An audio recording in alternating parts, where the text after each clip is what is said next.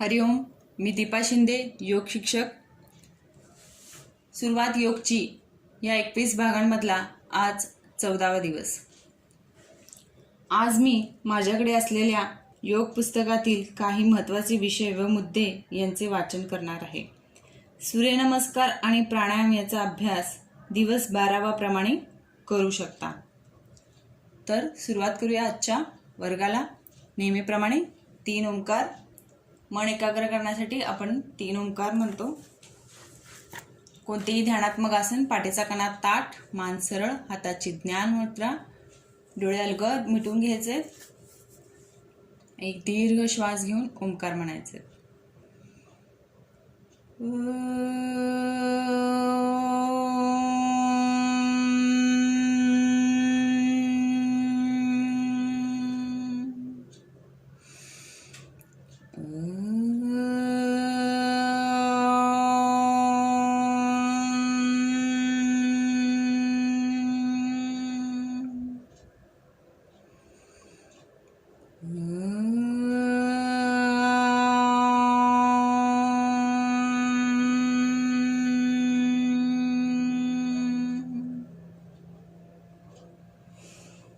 हाताची उंजळ करायची, डोळ्यांवर ठेवायचे.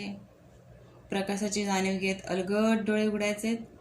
ध्यानात्मक आसन सोडायचे आणि कोणतीही आपली स्वस्थ बैठक ज्याच्यात तुम्ही स्वस्थ बसून ऐकू शकाल अशी बैठक घ्यायची आणि ऐकायचे.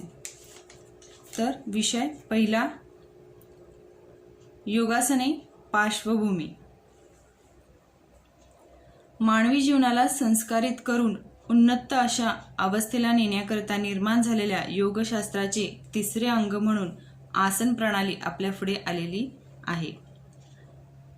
मनावरील नियंत्रण व मनाची एकाग्रता आसनाच्या अभ्यासाने निसंशय साध्य होते. जसे मनस्वास्थ्य व शरीर स्वास्थ्य लाभते तशीच काही प्रमाणात रोगमुक्तताही मिळू शकते. रोजच्या धावपळीच्या जीवन संघर्षात शरीर स्वास्थ्य नीट राहणे ही आजकाल दुर्मिळ गोष्ट झालेली आहे. ती आसनांच्या अभ्यासाने सहजासहजी साध्य होते. हे पाहिल्यावर सामान्य माणसाचे लक्ष या प्रणालीकडे गेले व आध्यात्मिक प्रगती करता किंवा समाधी करता नाही, परंतु शरीर स्वास्थ्याकरता आसनाचा अभ्यास फार मोठ्या प्रमाणात सुरू झाला. मात्र याचा अभ्यास करताना यामागची आध्यात्मिक मूलभूत बैठक नजरेआड करता येणार नाही. कारण शरीर स्वास्थ्यापुरतेच आसनाचे ध्येय मर्यादित केल्यावर इतर अनेक व्यायाम प्रणालीशी आसनाची तुलना केली जाते व त्यापैकी एक म्हणून आसन प्रणाली मानली जाते.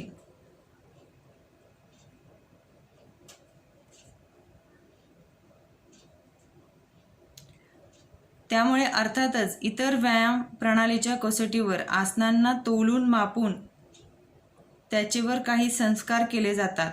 अखेरीस आसन हे योगासने न राहता कसरतीचे व्यायाम प्रकार होतात आणि अपेक्षित परिणाम न दिसता चुकीचे परिणाम दिसतात. म्हणून आसनांची इतर व्यायाम प्रणालीशी तुलना करण्यापूर्वी त्यामागची योगिक बैठक नीट समजावून घेतली जाणे आवश्यक आहे, नव्हे तर अनिवार्यच आहे. याकरिता आपण नालाजी श्री पतंजली महामुनींच्या योगसूत्राचा आधार घ्यावा लागेल. योगासनाची ही बैठक श्री पतंजली ऋषींनी अतिशय थोड्या व मार्मिक व समर्पक शब्दात सांगितलेली आहे. स्थिर सुखम आसनम. यात स्थिर व सुख व आसन असे 3च शब्द आहेत. अर्थात यात स्थिर व सुख ही आसन या शब्दाची 2 विशेषणे आहेत. यावरून आपणाला असे म्हणता येईल की आसन हे स्थिर असले पाहिजे, तसेच ते सुखकारकही असले पाहिजे. आसनातही हालचाल अंतर्भूत आहे, परंतु ती केवळ आसन स्थिती घेण्याकरिता करावी लागणारी कमीत कमी हालचाल आहे व ती अपरिहार्य आहे. एकदा आसन स्थिती घेतल्यानंतर प्रदीर्घ कालापर्यंत स्थिरताच गृहीत धरलेली आहे व तीही सुखकारक असायला हवी. दुःखकारक, क्लेशकारक स्थिरता ही आसनातून अपेक्षित नाही. श्री पतंजली मुनींच्या वरील सूत्रात आणखीन नीट डोकावून पाहिले की एक गोष्ट लक्षात येते व ती म्हणजे स्थैर्य व सुख ही दोन आसनांची जशी लक्षणे आहेत तसेच ते आसनांचे परिणामही आहेत. म्हणजे आसनांच्या अभ्यासाने स्थैर्य व सुख प्राप्त होते. सर्वसाधारणपणे कोणत्याही व्यायाम प्रणालीचा उद्देश जसा शरीर स्वास्थ्य टिकवणे हा आहे, त्याप्रमाणे आसनांचा उद्देश ही शरीर स्वास्थ्य टिकवणे हा आहे. असेच केवळ मानून आसनांना व्यायाम मानणे चूक आहे.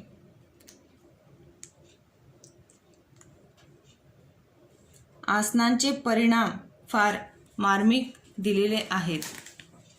आसनांच्या अशा अभ्यासामुळे शीत उष्ण, क्लेश आनंद, सुख दुःख या व अशा द्वंद्वाचा दुष्परिणाम साधकांवर होत नाही. म्हणजे परस्पर विरोधी गोष्टींकडे समत्वाने पाहण्याची व त्यापासून अलिप्त राहण्याची मनाची व शरीराची स्थिती निर्माण होते.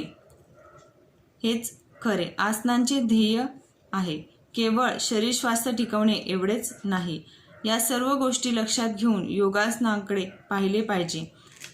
त्या शास्त्राबाबत गैरसमज निर्माण होणार नाहीत.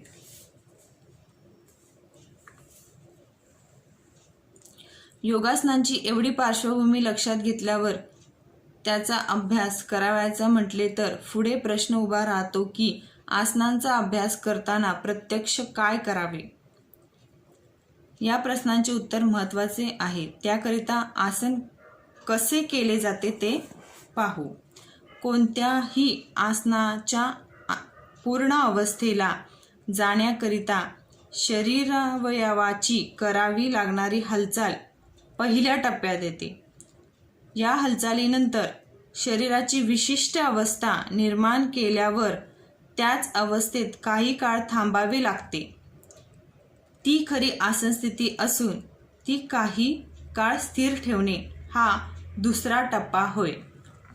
ती अवस्था सोडून शरीर अवयव पूर्ण स्थितीला आणण्याकरिता करावी लागणारी हालचाल हा तिसरा टप्पा होय. यातील दुसरा टप्पा म्हणजे खरे आसन होय. पहिला व तिसरा टप्पा म्हणजे आसनाकरिता आवश्यक असलेली पूरक हालचाल आहेत. आपण पूर्वी स्थिर सुखम आसनम हे जे आसनाचे वर्णन पाहिले ते या दुसऱ्या टप्प्याकरिता आहे. आसनातील ही स्थिती काही कालावधीपर्यंत स्थिर ठेवायची असल्याने त्याकरिता जी पूरक हालचाल केली जाते ती संथ गतीने करायला हवी. ही हालचाल वेगाने किंवा खटक्यात केली तर त्यानंतरची अवस्था स्थिर करण्याकरिता आणखीन परिश्रम व अधिक वेळ लागेल. म्हणून आसनांचा अभ्यास करताना त्याकरिता ज्या पूरक हालचाली कराव्या लागतील त्या सर्व अत्यंत सावकाशपणे केल्या पाहिजेत. अशा पद्धतीचा आणखीन एक फायदा होतो की या संथ गतीमुळे त्या हालचाली पूर्णपणे नियंत्रित राहतात. या हालचाली अधिक गतीने केल्या तर त्या गतिजन्य शक्ती निर्माण होते. ही गतिजन्य शक्ती नियंत्रित राहत नाही व त्यामुळे शरीर अवयवात काही अनपेक्षित ताण निर्माण होतात. काही वेळा हे ताण सहनशक्तीच्या पलीकडे असतात.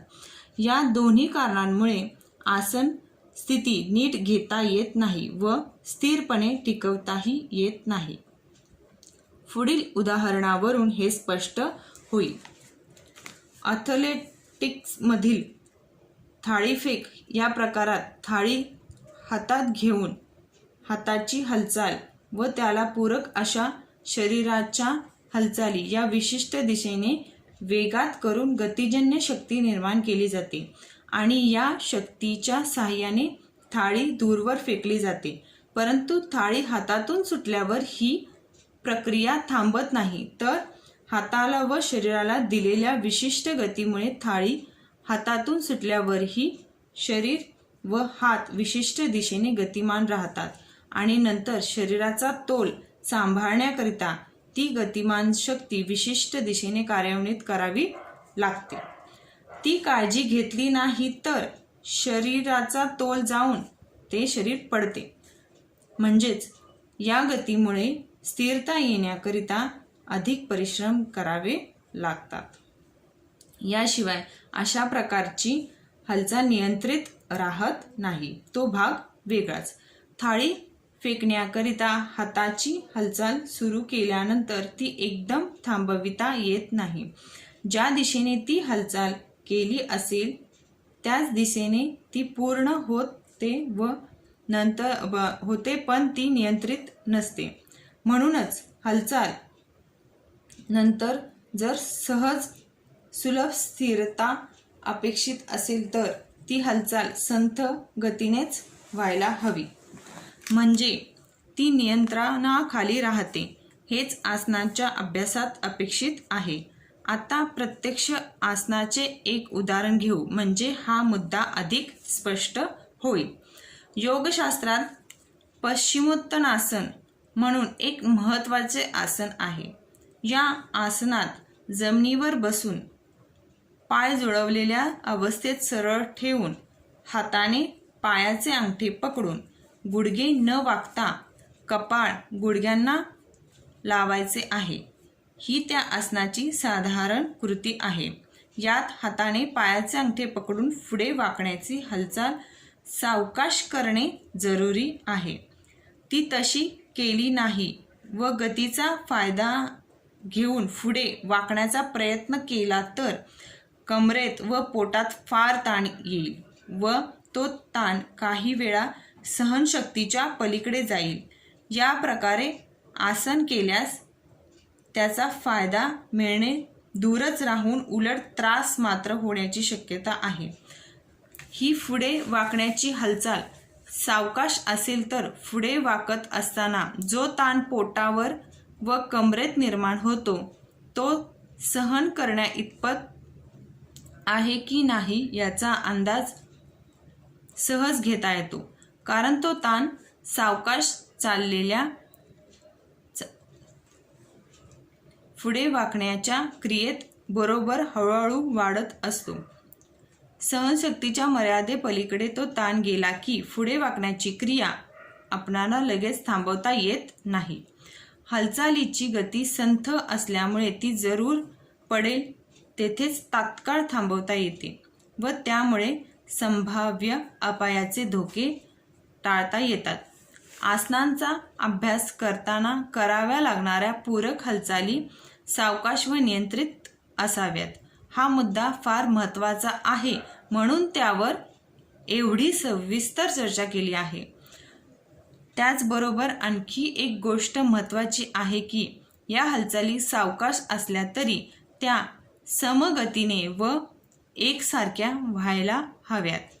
त्या हालचाली टप्प्याटप्प्याने किंवा थांबून थांबून खटक्याने केल्या जाऊ नये. या सर्व गोष्टींचा उपयोग आसनाचा अभ्यास करताना केला पाहिजे. आसनांच्या साहाय्याने निरनिराळे संस्कार करीत असताना शरीरात सतत चालणाऱ्या श्वसनाच्या प्रक्रियेकडे दुर्लक्ष करून चालणार नाही, कारण नाकावाटे श्वास घेणे व सोडणे एवढ्यापुरतीच ही श्वसनाची प्रक्रिया मर्यादित नाही. या श्वसनाच्या प्रक्रियेत शरीरातील श्वासपटल, पोटाचे स्नायू, छातीचा पिंजरा या सर्व अवयवात सातत्याने हालचाल सुरू असते. आसनांकरिता आवश्यक अशा हालचाली करीत असताना सुद्धा या हालचाली सुरूच असतात. या दोन्ही हालचाली एकमेकांना पूरक अशा ठेवल्या तर त्याचा उपयोग होईल. कमीत कमी या दोन्ही हालचाली विरोधी होणार नाहीत. एवढी तरी काळजी घेतली पाहिजे. म्हणून साधारणतः आसनांच्या प्रक्रियेत शारीरिक हालचाल करताना श्वसनाचे बंधन काही प्रमाणात पाळणे आवश्यक आहे व काही वेळा ते अनिवार्यही ठरते. आसनातील हालचालींचा पहिला टप्पा पूर्ण झाल्यानंतर शरीर स्थिरावस्थेला पोचल्यानंतर नैसर्गिक श्वसनच करावयाचे आहे. फक्त आसन करताना व सोडताना श्वसन नियंत्रित करावयाचे आहे. म्हणजे श्वसनाच्या हालचाली शरीराच्या हालचालींशी पूरक होतील व त्रास होणार नाही.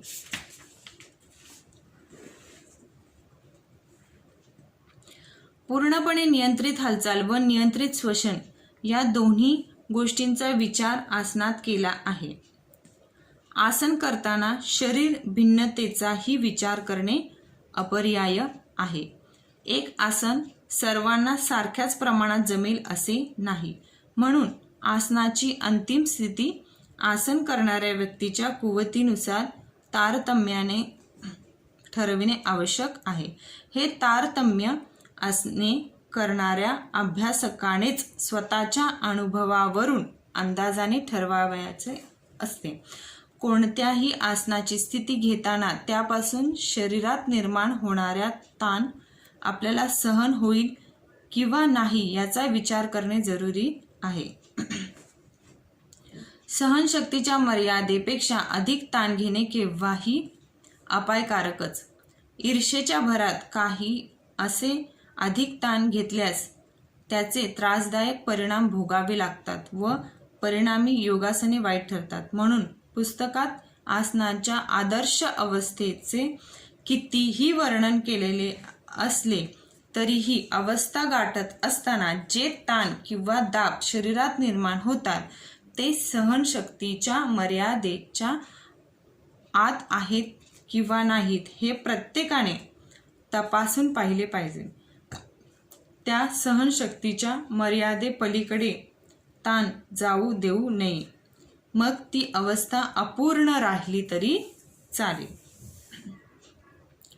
अशा तऱ्हेने सहनशक्तीच्या मर्यादेच्या आतील अवस्था गाठल्यानंतर ती अवस्था अधिकाधिक काळापर्यंत स्थिर ठेवण्याचा प्रयत्न करावा.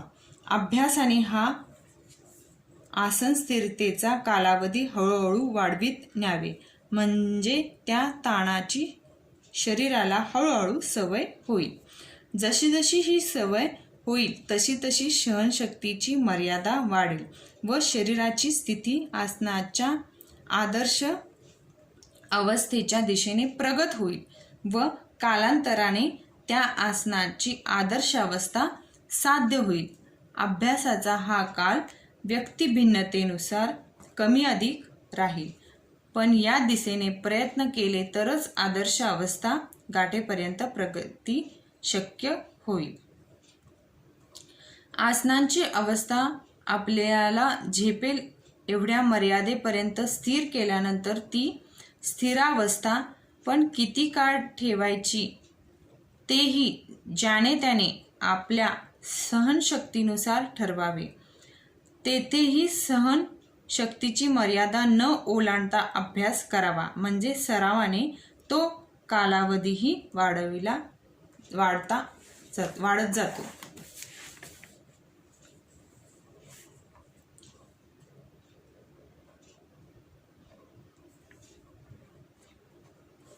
थोडक्यात सांगायचे झाले तर असे सांगता येईल की आसनांना पायाभूत असलेली आध्यात्मिक बैठक योगासनाचा अभ्यास करणाऱ्याने नजरेआड करून चालणार नाही.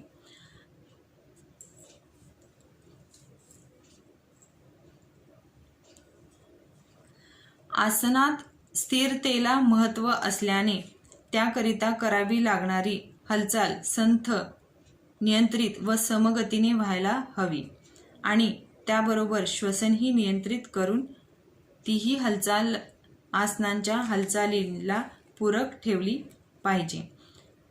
आसन स्थिती गाठताना व आसन स्थिरतेचा कालावधी वाढवताना शारीरिक सहन शक्तीची मर्यादा लक्षात घेणे आवश्यक आहे आणि अखेरीस निरनिराळ्या आसनांचा विचार करताना भिन्न भिन्न व्यक्तीच्या शारीरिक क्षमतेचा विचार करणे जरुरी आहे. आसनांच्या मागची ही सर्व पार्श्वभूमी लक्षात घेऊन या आसन प्रणालीकडे पाहिले पाहिजे व त्याचा अभ्यास केला पाहिजे.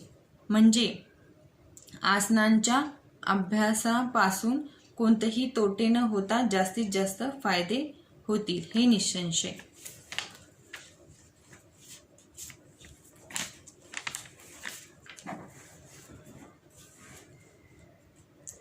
विषय दुसरा, आहार नियंत्रण. योग ही एक जीवन पद्धती आहे, परंतु ती साध्य करण्याकरता काही साधना करावीच लागते. ही साधना म्हणजे योगच. अर्थात योग ही एक साधना आहे. योग ही एक परिपूर्ण साधना आहे. त्यामुळे मानवी अस्तित्वाच्या 5ही पातळ्यांच्या माध्यमातून ही केली जाते. मानवी अस्तित्वाचे पहिले जाणवणारे रूप म्हणजे अन्नमय कोश, अर्थात अन्नातून निर्माण झालेले आपले शरीर. योग साधना करण्याकरिता प्रारंभ करणाऱ्या योग साधकाला तर अशा शरीराशी संबंधित प्रक्रियाच शिकाव्या लागतात. योग प्रवेशाच्या अभ्यासक्रमातील पूरक हालचाली, सूर्यनमस्कार, योगासने, श्वसनाचे प्रकार या सर्व प्रक्रिया शरीराच्या माध्यमातूनच कराव्या लागतात. या प्रक्रिया करण्याकरिता व पुढे त्याची साधना करण्याकरिता शरीराचे हे माध्यम आहे. ते उत्तम स्थितीत हवे. हे शरीर अन्नातूनच निर्माण झालेले आहे व अन्नामुळेच ते कार्य करू शकते. म्हणून शरीराच्या आरोग्याचा व कार्यक्षमतेचा विचार करताना अन्नाचा अर्थात आहाराचा विचार अपरिहार्य आहे. आहार हा विषय खरेच फार व्यापक आहे. या एका लेखात सर्व विषयाचा उहापोह करता येणे शक्य नाही, परंतु या विषयाची मूलतत्वे समजावून घेतली की आहाराकडे पाहण्याचा योग्य दृष्टिकोन तयार होतो व या लेखाचा तेवढाच उद्देश आहे. आहाराचा उद्देश. शरीर आहारातूनच निर्माण झाले असे म्हटल्यावर आहार व शरीराचा अन्योन्य संबंध आहे हे सांगण्याची गरज नाही. यामुळेच आहाराच्या उद्दिष्टांचा विचार करता आपल्या लक्षात येईल की ती 4 प्रकारची आहेत. 1. शरीराची वाढ करणे, झीज भरून काढणे. शरीराच्या कार्याकरता ऊर्जेचा पुरवठा करणे. 3. शरीराची रोगप्रतिकारक शक्ती वाढवणे. 4. मनावर चांगले संस्कार करणे. ज्या आहारातून वरील 4ही उद्दिष्टे साध्य होतात तो सर्वोत्कृष्ट आहार आहे.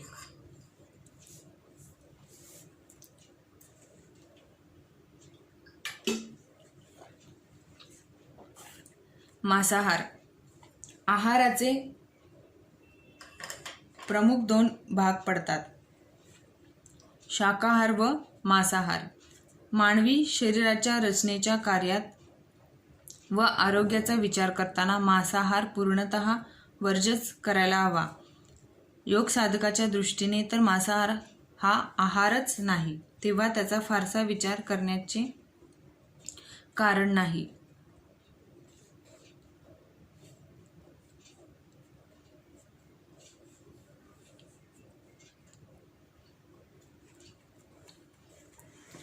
शाकाहार.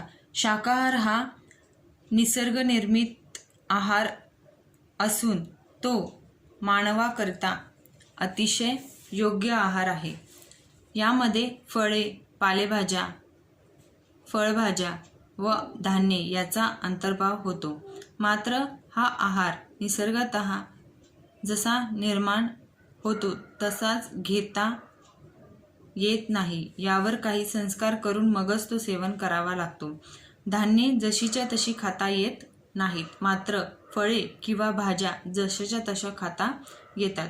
म्हणजेच शाकाहार हा संस्कारित व असंस्कारित अशा 2 प्रकारचा घेता येतो. पूर्णतः असंस्कारित आहार योग्य ठरू शकत नाही, मात्र आहारावर निरनिराळे संस्कार करताना त्याचे गुणधर्म बदलत जातात हे नक्की. त्यामुळे कमीत कमी संस्कार करणे हा दोहोतील सुवर्णमध्य आहे. संस्कारित आहार. आहारावर उष्णतेचे संस्कार केले जातात. याशिवाय निरनिराळे पदार्थ एकत्र करणे हाही संस्काराचाच भाग आहे. सामान्यतः अग्निसंस्कार व मिसळणे या दोन्ही गोष्टी कमी अधिक प्रमाणात केल्या जातात. यामुळे आहाराचे मूळ स्वरूप बिघडते. बऱ्याच वेळा या संस्कारामुळे आहार चवीला चांगला लागतो, पण त्याची उपयुक्तता व गुणवत्ता कमी होत जाते. म्हणून गुणवत्ता फारशी कमी न होणारे संस्कार करायला हवेत. म्हणूनच तेलात तळलेल्या व परतलेल्या पदार्थांपेक्षा पाण्यात उकडलेला पदार्थ अधिक उपयुक्त. कारण पाण्याचे तापमान 100 अंश सेल्सिअसपेक्षा अधिक कधीही वाढत नाही. त्यामुळे उकडलेला पदार्थ 100 अंश सेल्सिअसपेक्षा अधिक गरम होत नाही. उलट तेलात तापवलेल्या पदार्थाचे तापमान 200-250 अंश सेल्सिअस असल्याने त्या तापमानाला त्या आहारातील बरेच महत्त्वाचे व उपयुक्त घटक जळून जातात. असे पदार्थ खमंग लागतात, पण शरीराला त्याचा उपयोग न होता ते पचविण्याचा त्रास मात्र होतो. ज्या तेलात हे पदार्थ तळले जातात ते तेल चांगले आहे, परंतु ते गरम केल्याने त्यातील सत्वंश निघून जातो. एकूणच तळलेल्या पदार्थांपेक्षा उकडलेले पदार्थ अधिक उपयुक्त असतात. भाज्या किंवा फळे धुणे व चिरणे हे सुद्धा त्यावरील संस्कारच आहेत. त्यात सुद्धा प्रथम धुणे व नंतर चिरणे हा क्रम महत्त्वाचा आहे. प्रत्येक पदार्थावर निसर्ग निर्मित कवच असते. चिरण्यामुळे ते कवच फाटते व आतील भाग उघडा पडतो. म्हणून भाजी प्रथम चिरली तर हे कवच फाटून जाईल व नंतर धुतली तर भाजीतील काही सत्वशः धुण्याच्या पाण्याबरोबर निघून जातील. म्हणून प्रथम धुणे व नंतर चिरणे हा क्रमही लक्षात ठेवायला हवा. नैसर्गिक आहारावर संस्कार करताना तो अधिक चविष्ट करण्याकरता त्यात तिखट मसाले मिसळले जातात. मिरची व मसाल्यांचे पदार्थ ही औषधे आहेत. रोजच्या आहारात त्यांची गरज नाही. आज मात्र या पदार्थांशिवाय भोजन होऊच शकत नाही, पण हे चूक आहे. चवीकरता असेच निरनिराळे पदार्थ आहार द्रव्यात मिसळले जातात. ते पदार्थ आरोग्याला हानिकारक असतील तर तो आहार त्याच्यातच असला पाहिजे. आणि आणखीन एक महत्त्वाचं की पदार्थ दीर्घकाळ टिकवण्याकरता त्यात रसायने प्रिझर्वेटिव्ह टाकतात. ही रसायने आरोग्याला हानिकारक असतात. म्हणून तो आहार ही हानिकारकच ठरू शकतो. मात्र ही हानी त्वरित न होता हळूहळू होत असते, म्हणून ती आपल्या लक्षात येत नाही. आता त्रिगुणात्मक आहार. शाकाहार हा सजीव आहार आहे आणि म्हणूनच तो त्रिगुणात्मकही आहे, असे भगवद्गीतेत सांगितलेले आहे. सत्व, रज व तम हे 3 गुण माणसात आहेत, तसेच आहारातही आहेत. म्हणून आहार हा सात्विक, राजस व तामस अशा 3 प्रकारचा असतो. जसा आहार असेल तसा माणूस घडतो. हे शरीराच्या घडण्याबाबत खरे आहे, तसेच मनाच्याही घडण्याबाबत खरे आहे. जो आहार आयुष्य, बुद्धी, शक्ती, आरोग्य, सुख व प्रेम वाढवणारा आहे, तो रुचकर, सिद्ध, शरीरात दीर्घकाळ राहणारा आणि मन प्रसन्न करणारा असतो. असा आहार सात्विक समजावा व तो माणसातील सत्वगुणांचे पोषण करतो. जो आहार अति तिखट, आंबट, खारट, उष्ण, झणझणीत, नीरस, दाह निर्माण करणारा आहे, तो आहार दुःख, शोक, रोग उत्पन्न करतो, म्हणून तो राजस समजावा. हा आहार माणसातील राजस गुणांचे पोषण करतो. आहार तयार केल्यानंतर 1 प्रहारानंतर तो शिळा होतो. असा शिळा आहार नीरस, दुर्गंधीयुक्त तसेच उष्ट आहार हा शरीराला तमोगुणांचे वर्धन करतो, म्हणून तो तामस समजावा व वर्ज करावा.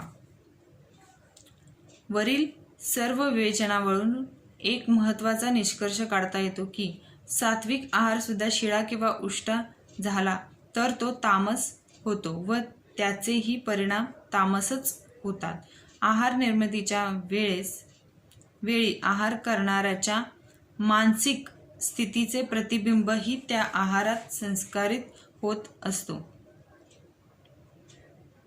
रागाने व द्वेषाने केलेला आहार ही त्याच गुणाने युक्त होतो व तामसच परिणाम करतो. म्हणून बाहेरचे अन्नपदार्थ चवीला कितीही चांगले असले तरी घरच्या साध्या आहारा इतके चांगले परिणाम करू शकत नाहीत.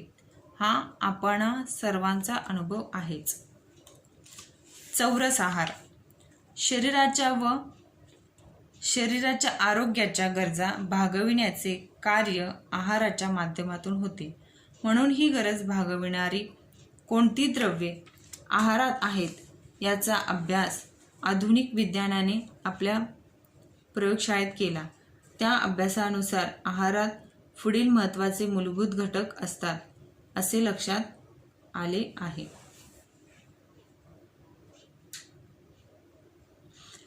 1. पिष्टमय पदार्थ. अन्नापासून मिळणाऱ्या उष्णतेपैकी 70 ते 75% उष्णता पिष्टमय पदार्थापासून मिळते. प्रामुख्याने तांदूळ, गहू, बाजरी, मका, नाचणी यासारखी धान्ये, साखर, गूळ, हरभरा, मसूर, तूळ या डाळी व बटाटे, रताळे, खजूर, अंजीर यासारखी फळे यात पिष्टमय पदार्थ मुबलक प्रमाणात असतात. 2. चरबीयुक्त पदार्थ. या पदार्थांमुळेही शरीराला शक्तीचा पुरवठा होतो, परंतु वापरली न गेलेली चरबी शरीराच्या त्वचेखाली साठवली जाते. हे पदार्थ गरजेपेक्षा जास्त खाल्ले गेले की पचनेंद्रियात बिघाड निर्माण होतो, लठ्ठपणा वाढतो, रक्तातील कोलेस्टेरॉलचे प्रमाण वाढून हृदयविकार होण्याची शक्यता वाढते. तेल व तूप पूर्णपणे चरबीयुक्तच आहेत. याशिवाय नारळ, काजू, पिस्ते, शेंगदाणे या पदार्थातही चरबीचे प्रमाण भरपूर असते. दुधात हा पदार्थ 4 ते 8% असतो, पण दुधापासून बनवलेल्या खव्यात मात्र 30 ते 40% असतो. 3. प्रथिने.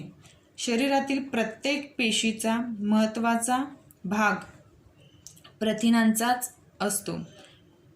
शरीराच्या वाढीला व झीज भरून काढायला ही प्रथिने उपयोगी पडतात. याशिवाय हार्मोन्सची निर्मिती, पाचक रसांची निर्मिती अशा प्रक्रियांना प्रथिने मदत करतात. शरीरातील रोगप्रतिकारक शक्ती वाढायलाही प्रथिनांचा उपयोग होतो.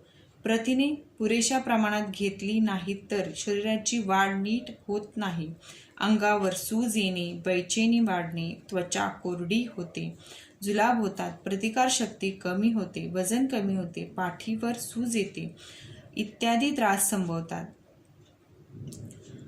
सर्व डाळीत प्रथिने भरपूर प्रमाणात असतात. सोयाबीनमध्ये 43% प्रथिने असतात.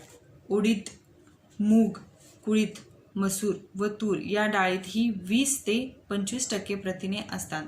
काजू, शेंगदाणे, बदाम, पिस्ते यातही पुरेशी प्रथिने असतात. 4. जीवनसत्वे. शरीराच्या वाढीला जीवनसत्वे ही आवश्यक असतात. ही अनेक प्रकारची असून त्यांना अ, ब, क, ड जीवनसत्व अशी नावेही दिलेली आहेत. प्रामुख्याने फळे व भाज्यात ही जीवनसत्वे भरपूर प्रमाणात असतात. याशिवाय दूध व दुधाच्या पदार्थातही जीवनसत्वे असतात. निरनिराळ्या जीवनसत्वाच्या अभावामुळे निरनिराळे रोग होतात. म्हणून आहारात सर्वच प्रकारची जीवनसत्वे असायला हवीत. 5. क्षार. जीवनसत्वाप्रमाणेच calcium, phosphorus, potassium, sodium, iodine असे एकूण 19 क्षार शरीरात आढळतात. तेही आहारातूनच मिळतात. मुख्यतः दूध, फळभाज्या, पालेभाज्या, तंतुमय पदार्थ, कंदमुळे यात क्षार अधिक प्रमाणात असतात. 6. तंतुमय पदार्थ. अन्नपदार्थातील या घटकाचा शरीराला प्रत्यक्ष कोणताच उपयोग नसतो, परंतु अन्नपदार्थ व विशेषतः मल पुढे ढकलण्यास या द्रव्याचा उपयोग होतो. फळांच्या साली, धान्याची टरफले यात हे तंतुमय पदार्थ भरपूर प्रमाणात असतात. म्हणून तर आपल्या आहारात तंतुमय पदार्थ भरपूर प्रमाणात आवश्यक आहेत. उष्मांक. शरीराला कार्य करण्याकरता शक्ती लागते. ही उष्मांकात मोजली जाते व ही शक्ती आहारातून मिळते. सामान्यतः दिवसभरात जेवढी शक्ती खर्च होते तेवढी अर्धा पाऊण किलो साखरेतूनही मिळू शकते. परंतु रोज फक्त अर्धा पाऊण किलो साखर खाऊन भागणार नाही. म्हणून तर आपल्या दैनंदिन आहारात फक्त उष्मांकाचा विचार न करता वर वर्णन केलेल्या सर्व घटकांचा अंतर्भाव असला पाहिजे. याचे उत्तम उदाहरण म्हणजे महाराष्ट्रीय पद्धतीचा आहार हे आहे. त्यात भात, आमटी, तूप, लिंबू, मीठ, पोळी, भाजी, चटणी, कोशिंबीर, ताक, दही, भात अशा आहारात वर वर्णन केलेले सर्व घटक येतात. अशा आहारालाच चौरस आहार म्हणतात.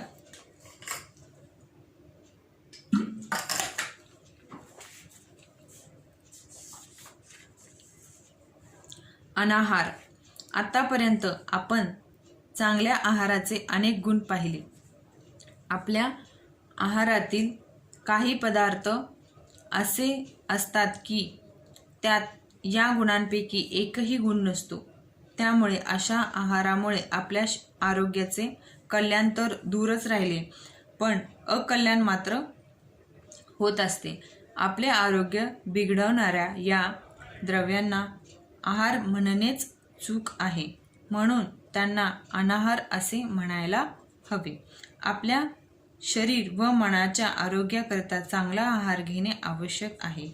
एखादे वेळेस हे शक्य होणार नाही, परंतु अनाहार टाळायला तर कोणतीच अडचण येऊ नये. साजूक तूप खाण्यात एखादे वेळेस अडचण येऊ शकेल, पण वनस्पती तूप न खाण्यात कोणतीही अडचण येण्याचे कारण नाही. म्हणून प्रथम अनाहार टाळा, म्हणजे आरोग्य बिघडणारी द्रव्ये टाळा. याकरिता महत्त्वाच्या अनाहार द्रव्याची आपण ओळख करून घेऊ. तशी ही द्रव्ये आपल्या चांगल्याच परिचयाची आहेत. त्यांना आपण आहारद्रव्ये मानत होतो. आता त्यात आहाराचे गुण नसून अनाहाराचे गुण कसे आहेत हे आपण समजून घेऊ. काही वेळा मूळ पदार्थच अनाहार स्वरूपात असतो, तर काही वेळा मूळ द्रव्य उत्तम आहार असते, परंतु त्यावर काही संस्कार केले जातात व त्यामुळे ते अनाहार होतात. 1. वनस्पती तूप. वनस्पती तूप हे तर स्वयंपाकघरातील एक अत्यावश्यक द्रव्य झालेले आहे. ते आरोग्याला त्रासदायक असेल असे स्वप्नातही वाटत नाही, पण ती वस्तुस्थिती आहे.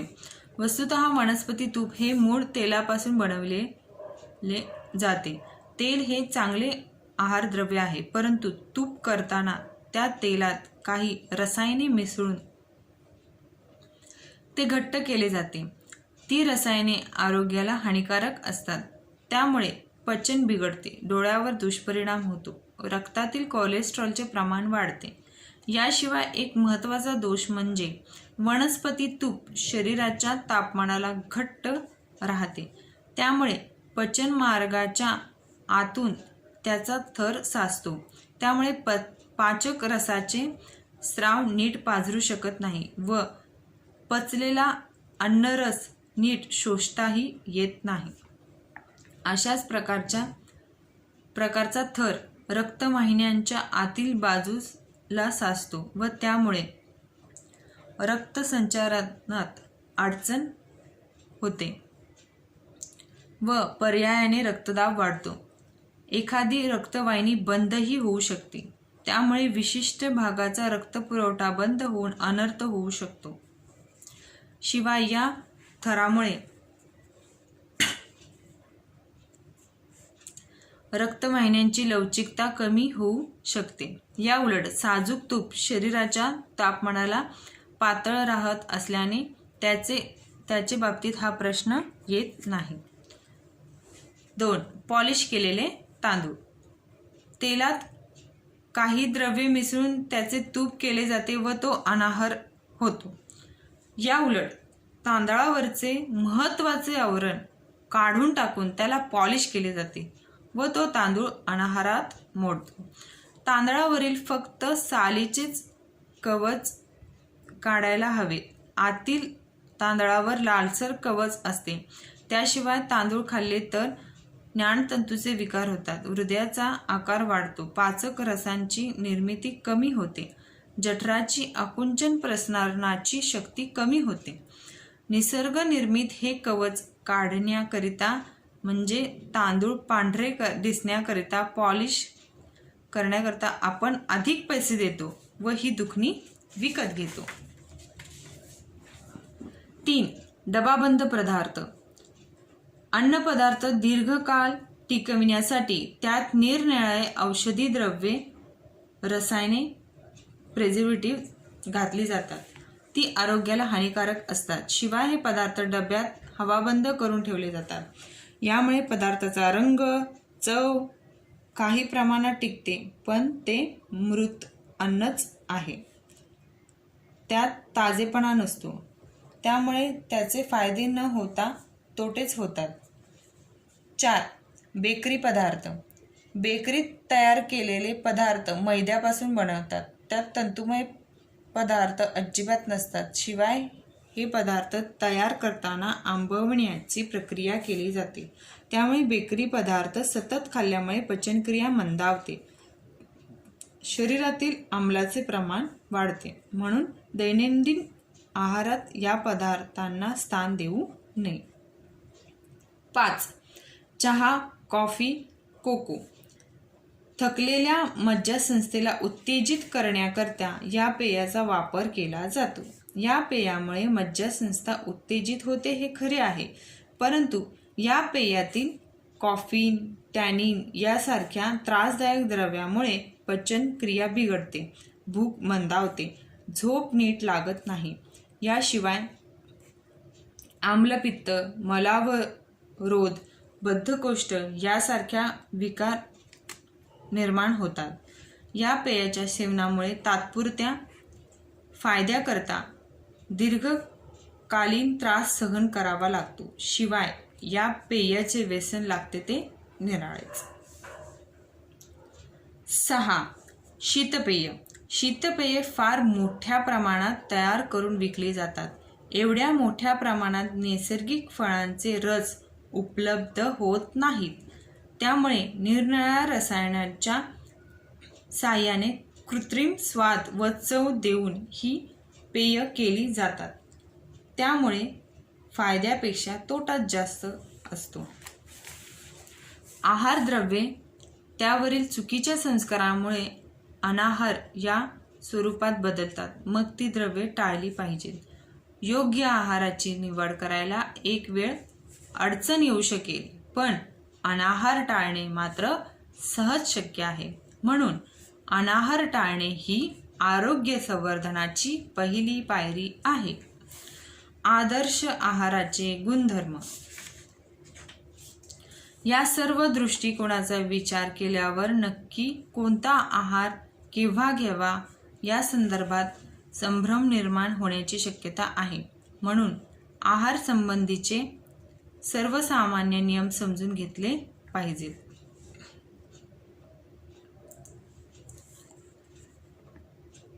एक दिवसात जठर अग्नीलाही 2 वेळेसच आहाराच्या आहुती दिल्या पाहिजेत. म्हणजे दिवसभर सारखे खाऊ नये. फक्त 2 वेळाच आहार घ्यावा. सकाळी 10 ते 12 व सायंकाळी 6 ते 7 या वेळा आदर्श आहेत. यावेळी घेतलेला आहार चांगल्या प्रकारे पचतो. उलट दुपारी 2 ते 3 वाजता व रात्री 10 ते 11 वाजता घेतलेला आहार नीट पचत नाही व आरोग्याची हानी करणारा ठरतो. प्रत्येक जेवणात घन आहार अर्धपोट भरेल इतकाच घ्यावा. म्हणजे जठर अर्ध भरेल इतकाच घ्यावा.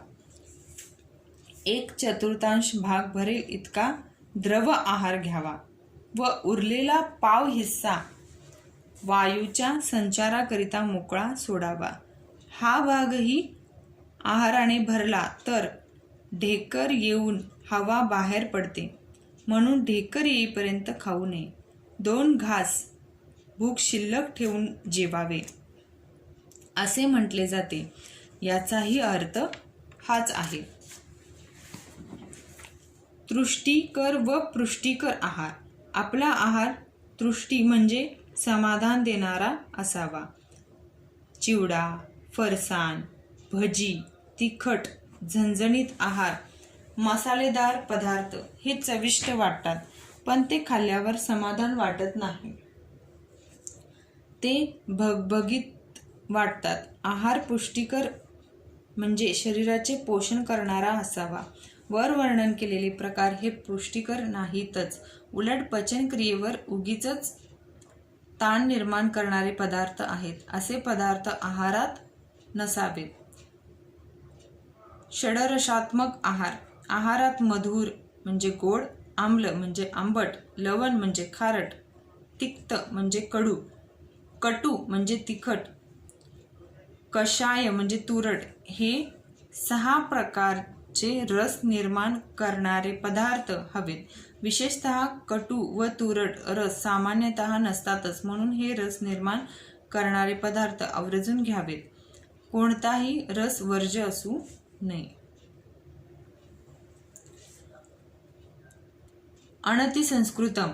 आहारद्रव्ये निसर्गात जशी मिळतात तशी खावीत. काही द्रव्ये पचायला जड असतात, गहू, बाजरी इत्यादी. त्यावर कमीत कमी संस्कार करावेत, म्हणजे जास्त संस्कार केलेला आहार नसावा. ताजा आहार. आहार तयार केल्यानंतर 3 तासाने शिळा होतो. त्यात काही रासायनिक प्रक्रिया होतात व तो खाण्यास अयोग्य होतो. फ्रीजचा वापर करून अन्न पदार्थ वा फळे, भाज्या दिवसेंदिवस तशाच ठेवल्या जातात व नंतर वापरल्या जातात. हा निर्जीव आहार आहे. त्याने फायद्यापेक्षा तोटाच अधिक होतात. उष्ण आहार. आहार फार गरम किंवा फार थंड नसावा. शरीराच्या तापमानापेक्षा तो किंचित उष्ण असावा, म्हणजे तो घेण्यास व पचनास सुलभ असतो. दिवसभरातील द्रव आहार. दूध, ताक व पाणी हे 3 द्रव आहाराचे प्रमुख प्रकार आहेत. ते केव्हा घ्यावे यासंबंधी सुरेख वर्णन आयुर्वेदात केलेले आहे.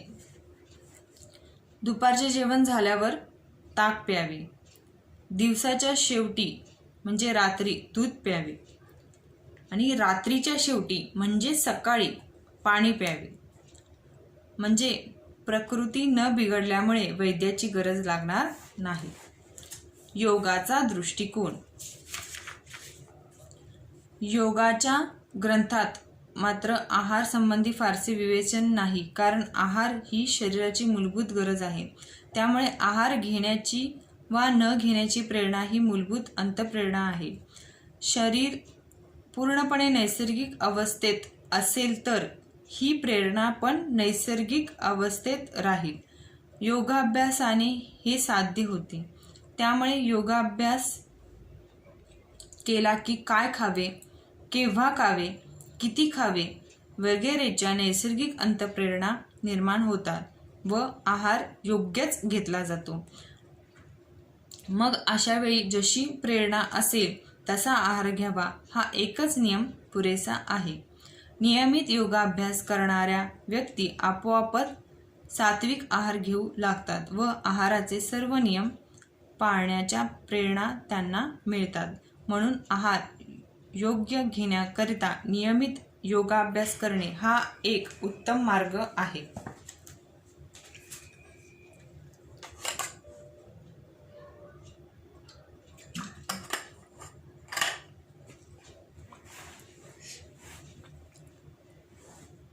कोणतेही ध्यानात्मक आसन, पाठीचा कणा ताठ, मान सरळ, हाताची ज्ञान मुद्रा.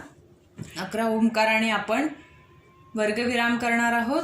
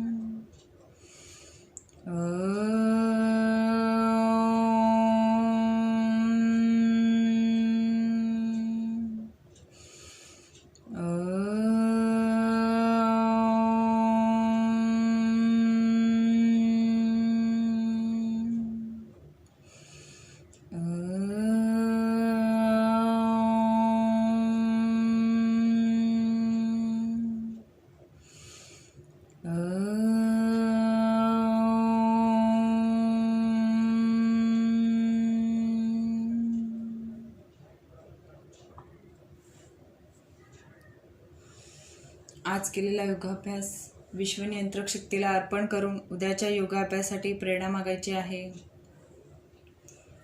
आपल्या हातांची ओंजळ करायची आहे, डोळ्यांवर ठेवायची, प्रकाशाची जाणीव घेत अलगद डोळे उघडायचे, ध्यानात्मक आसन सोडायचे. हरिओम. वर्गविराम. आजचा व्हिडिओ आवडला असेल तर लाईक करा, शेअर करा. धन्यवाद.